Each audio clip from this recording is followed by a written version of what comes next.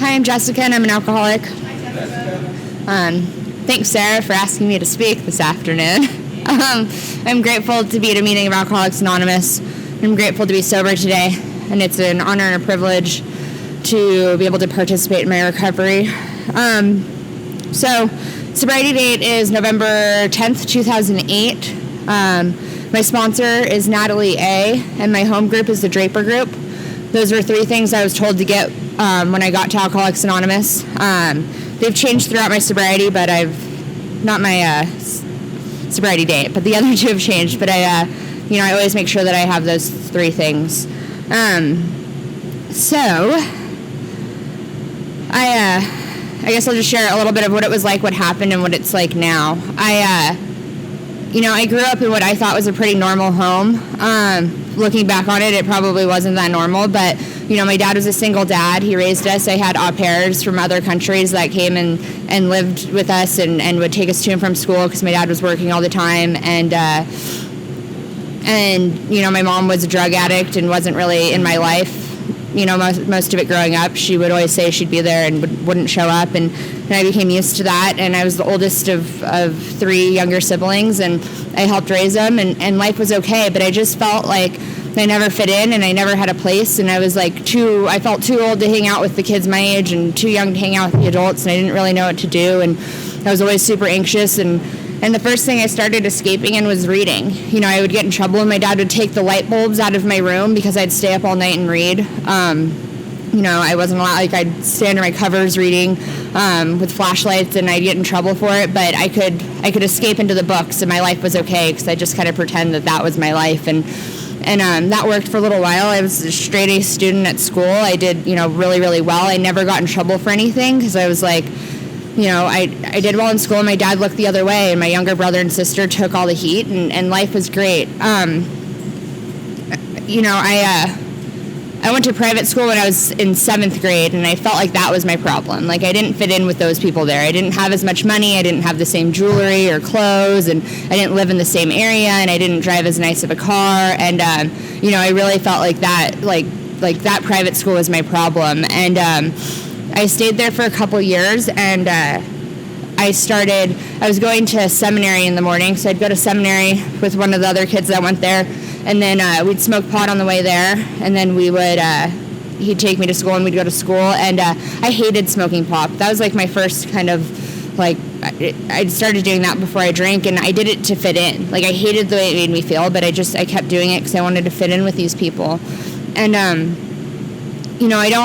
I don't remember the first time that I drank. I remember one of the first times I snuck out of the house, out of my best friend Mandy's house, and we went to a park with a couple guys, and I don't remember anything other than the next morning I woke up in her front lawn with her mom pulling me inside, and there was puke everywhere, and I had dirt and branches in my hair, and my clothes were half off, and I was getting in trouble. And that was alcohol, it never got any better than that. That was the best it ever got. And but I couldn't wait to do it again because I finally, that feeling, those feelings when I was drinking went away. I felt okay. I felt like I fit in. I felt like I was good enough and pretty enough and funny enough, and I didn't care really what anybody else thought.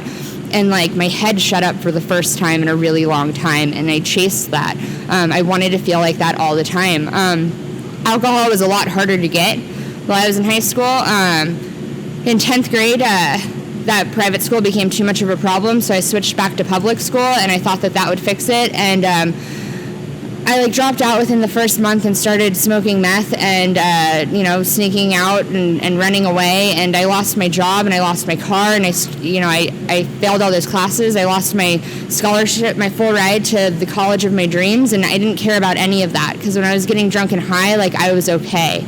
I felt like the world just kind of was a little bit quieter, and that's what I wanted. But that kind of stopped working. I started getting arrested. I started getting in a lot of trouble. The drugs and the alcohol weren't working as well to quiet that noise. It wasn't filling that hole that I had, and I didn't know what to do, and that was a really scary place to be in. I tried getting sober my first time when I was 17, and I was halfway in the program of Alcoholics Anonymous, halfway out of it. I was kind of picking and choosing what I was doing. But what it did was it gave me that first glimmer of like hope. Like my life could be a little bit better. I didn't understand these people. These people were like happy, and they were like catastrophic events happening, and they were still okay. And I was like, I don't get it, you know? And at that point, I couldn't concede to my innermost self that I was an alcoholic. Like I got that drugs were a problem. Drugs were really bad. I couldn't handle that. But I wouldn't admit that alcohol was a problem also. And so I relapsed on alcohol and pills. And those 3 years I was out, they were excruciating. I couldn't, my ego was too big for me to come back to Alcoholics Anonymous. I didn't want to come back and admit to you guys that I really had a problem, because I spent the first year of using, like, trying to convince you guys that I was okay and I really didn't belong in Alcoholics Anonymous. But life got really bad, you know. It was between 17 and 20, and I moved in with a guy who was almost 40 years old, and he was extremely abusive, and I couldn't hold down a job, and I'd sign up for school and I wouldn't show up, and I had really no contact with my family, and I was miserable, and the alcohol wasn't shutting my head off anymore, and I didn't know what to do. And I called my dad up, and he was kind of over everything and was like, we're taking you to a psych ward. And I was like, okay, like, I don't know what to do. At this point, I'm homeless, and I'm doing really demoralizing things to have places to stay, and I'm doing things I said I would never do and crossing those lines like we do, and I can't stop. You know, I'm like on this roll, and it won't stop, and it keeps going. And so my dad took me to see a psychiatrist, and I hadn't drank for 2 days, and I was like super proud of myself, like this is awesome. And I was really sick and like shaky and throwing up, and I thought I had the flu. And I got there, and the psychiatrist was like, you're detoxing, like you need to go into a detox, and then you need to go into a rehab for 2 weeks. And I'm like, piece of cake. Like, and I went because at the time it was cool to go to rehab. Like everyone was going to rehab. Like I'd go into rehab for 2 weeks. I'd make my dad happy. He'd buy me a house and a car, and I'd find a boyfriend, and like everything would be okay. And I had no intention of staying sober. And I stayed in that rehab for 4 months. They tricked me, and it was pretty gnarly. Like I wasn't used to it. Like waking up at 6 o'clock in the morning and cleaning, and if I said I wasn't doing something, I got in trouble and had to like walk around the track or wake up earlier and clean more and like all this stuff, and I didn't understand what was going on, and I spent the first month fighting it. You know, I fought everything they said, and I kept getting in trouble, and I didn't get kicked out. I don't know why, but what happened was that first night in detox, an H&I panel came in, and the 4 people that spoke on that panel I'm still really good friends with, and I don't remember anything they said. I remember them being happy, and I was totally miserable. And I remember after the panel, this one girl had locked her keys in the car, and she had to hang out with us for another hour and a half waiting for her mom to bring her an extra set of keys, and she didn't freak out about it.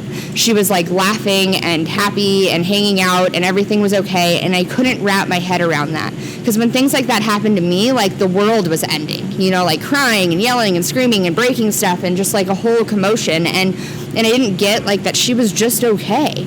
And I was like, if that's all I can get out of AA, like that would be enough. You know, I wanted that. And you know, so that kind of happened. That brought back like this little bit of hope that like Alcoholics Anonymous might be able to do something for me. And so while I'm fighting everything at this rehab and sneaking off and just getting in trouble and getting people kicked out, and it was awful. And but they would take us to AA meetings every night, and I started hearing the message of Alcoholics Anonymous and hearing that hope and seeing that light in people's eyes. And at a meeting I asked this woman to be my sponsor. I don't know why. I didn't know that I wanted what she had. You know, she was super tall and had blonde hair and huge boobs and a boyfriend and a really cool job, and like I wanted her outsides. You know, I wanted all that to be what I had, and she started taking me through the big book of Alcoholics Anonymous, and my life started to change a little bit. You know, I started to be able to look at myself in the mirror and be okay with who I was. I started holding my head up a little bit higher, she was so patient with me, and she would sit there and she'd read it for me line for line, and when we'd get to a step, we'd work the step, and she was really into service, and so she just started dragging me around.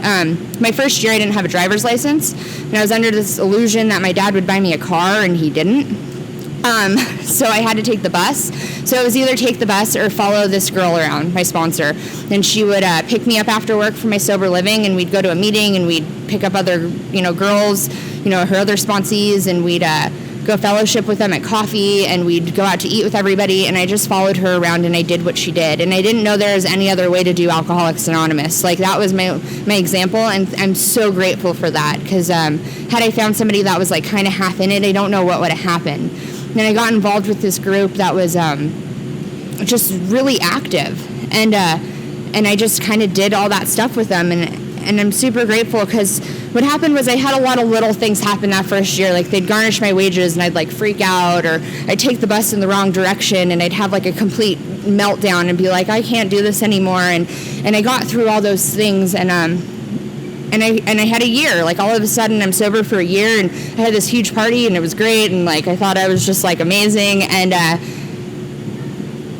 there were like, I had real friends in my life.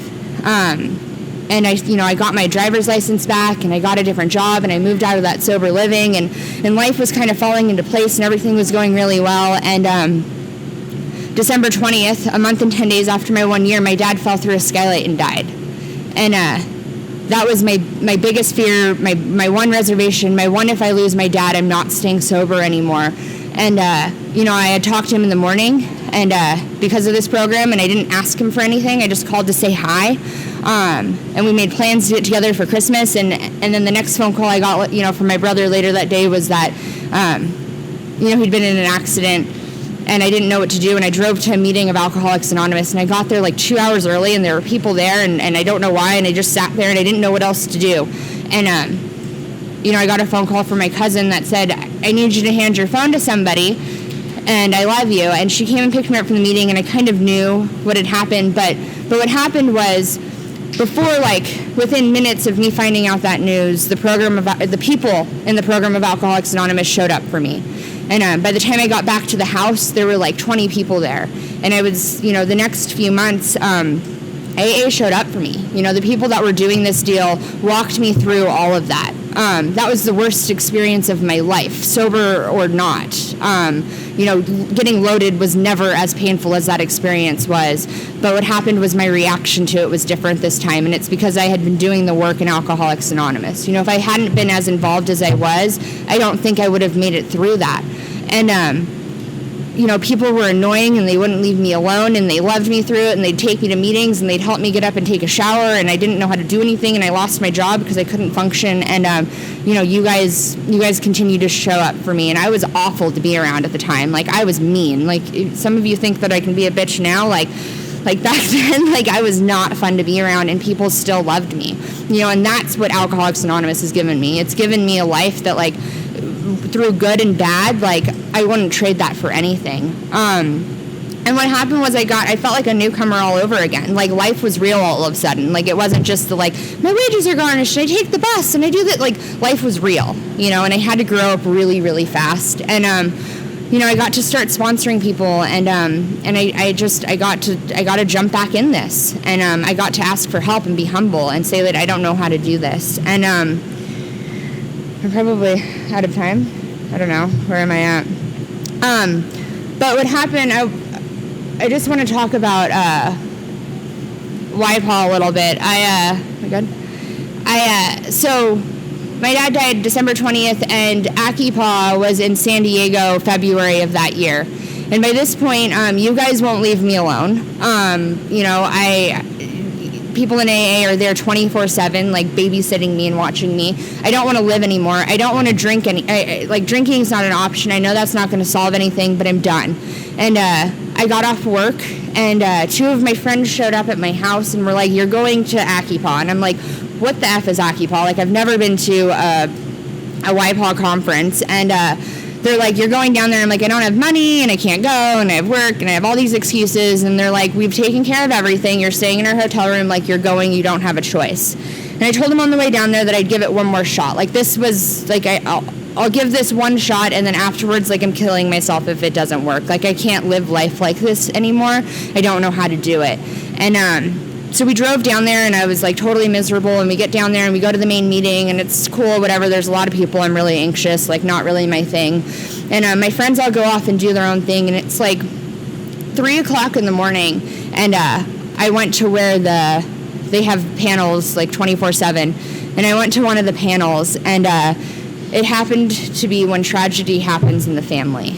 And there were 3 speakers. I don't remember what 2 of them talked about, but this one guy got up, and he was sharing his story. He had flown down there from Fresno, and he shared his story about how he was 17 years old and he had 9 months sober, and both his parents were murdered in front of him by his uncle. And I got it. Like, I felt what he felt, because people in AA would be like, oh, I get it. My dad died when he was like 100 years old of like old age, or this and that, or my dog died, and I get your pain. And I'm like, fuck you. You don't get anything. Like, you don't know what I'm going through. And this kid, got through it, and he stayed sober, and I felt it. Like, I could understand him. And then he continued to share about, I had sat down with my dad 2 or 3 times to do amends, and to make an amends to him, and I never did it because I felt like everything was going so well. Why am I going to ruin it now by like bringing up all this stuff? And so he shared in his story how he had just gotten to his 9th step and he hadn't made an amends to his parents yet. And so after the meeting, I'm like sobbing, hysterical, like delirious from sleep, and I go up to him after the meeting, and I'm like, I know he shared about his girlfriend, and I don't know why. I'm like, I'm not trying to be creepy, and I know you have a girlfriend, but like, I really need to talk to you. And he spent the next 5 hours sitting with me outside, chain smoking cigarettes, talking to me about getting through this pain and the program of Alcoholics Anonymous and staying sober and being able to help people about it. And it was the first time that since that event had happened that I felt like I could maybe be okay, and that hope started coming back to me again. And I really feel like that event saved my life, and for that I'm really grateful for young people events and for people showing up. Had he not shown up to do that, I don't know, I wouldn't have heard that message, and that's why it's super important to me now that when I'm asked to do something in Alcoholics Anonymous, that I don't say no unless I have a legitimate excuse. Sarah called me today and asked me to speak, and like, I thought for a second of like every reason why I couldn't do it. Like, I'm working, and then like I'm off at 2, like that doesn't work, or I'm really tired, or I have to do this, or I have to do that. And I was like, I don't get to say no today. Like, I had no legitimate reason to not be here. And it's from that experience that I don't get to say no. I get to show up, and I get to participate, and I get to be of service. And I'm really grateful for that. And since then, I've kind of been in and out of young people in AA, and I try and show up when I can. And I'm grateful for the program, because not only has the program helped solve, I don't drink or do drugs anymore, but it's given me a life that like I never would have had. It wasn't possible for me. This wasn't in my cards. I moved to Utah 2 years ago. Weird. So I'm still here, and but I get to do these things, and I get to have these life experiences, and life gets to be okay, and I get to have a little bit of peace, and it's through sponsorship and working the steps in this book and showing up to meetings and having service commitments and doing the whole deal, not just some of it. And I'm not perfect at it. When I moved up here, I had a really hard time getting involved in AA, and I wasn't being actively sponsored, and I was miserable, and I complained about it, and I let you guys know how horrible AA was in Utah, and I finally got a little bit humble and was like, okay, people are staying sober out here, it's obviously working. And I got to ask a woman to sponsor me, and I get to go through the steps again, and it's an amazing process, and it's this I don't even know. I'm really grateful that I get to be here. I'm really grateful that I got to stay sober through all of that, and I kept going. My little brother was sober for a while, and he's drinking again, and I don't know why that like I got this deal and he didn't get to get it that time, and I really hope that he makes it back in, but it's not up to me. I don't get to control that, and I really wish I did sometimes, but I don't. I get to trust in a higher power that he knows what he's doing and what's going on, and I just get to keep putting one foot in front of the other, and I keep showing up when I don't want to show up. So I'm really grateful to be here, and thanks for letting me share. Hope that made sense.